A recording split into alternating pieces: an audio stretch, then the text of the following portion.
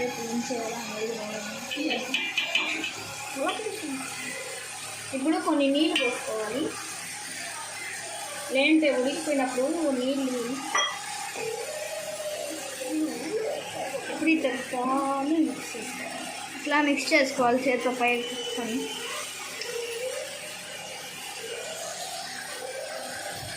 నవనవలో ఆడిపోతుంది.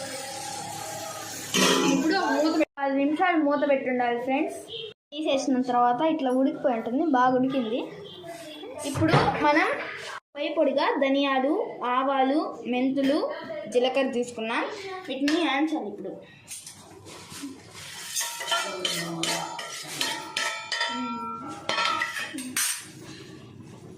ఈ current litre సన్న మంట మీద వేయించుకోవాలి.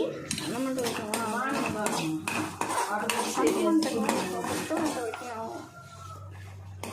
సన్న మంట మీద కొంచెం ఒక మాదిరిలో మంట పెట్టి వేయించుకోవాలి.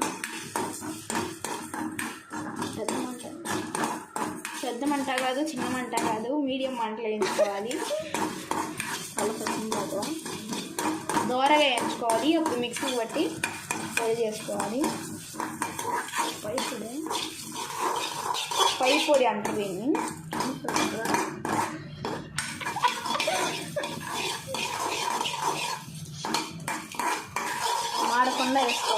మాడకుండా వేసుకోవాలి.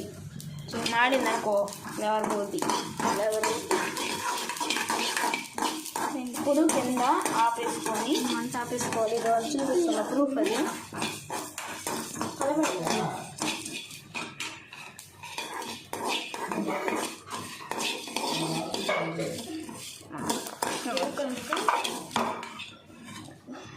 చిన్నది తీసుకో.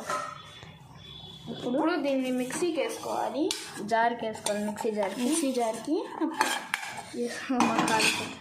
మెత్తగా పౌడర్ చేసుకున్న తర్వాత నేను ఇందాక చెప్పాను కదా, ఇవన్నీ ఐటమ్స్ అన్నీ వేసుకొని ఇలా మెత్తగా పొడి చేసుకున్న తర్వాత ఇలా పులుసు మీద ఇట్లా చల్లేయాలి. అంతా చదివాలమ్మా. ఈ కూరకు తగ్గట్టుగా వేసుకొని చల్లాలి. ఈ కూరకు తగ్గట్టుగా మనం ఆ ఇంగ్రీడియంట్స్ వేసుకొని చల్లాలి.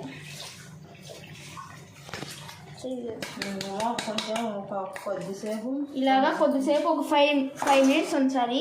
ఒక 5 నిమిషాలు మూత వేసేయాలి. 5 నిమిషాలు మూత వేసేయాలి. కూర అయిపోయింది ఫ్రెండ్స్. ఇప్పుడు మనం ఓపెన్ చేద్దాం. మా నాన్నమ్మ చేసింది కూడా సన్నజాపల కర్రీ రెడీ అయిపోయింది. బాగుంది. నచ్చితే లైక్ చేయండి, షేర్ చేయండి, సబ్స్క్రైబ్ చేయండి. బాయ్.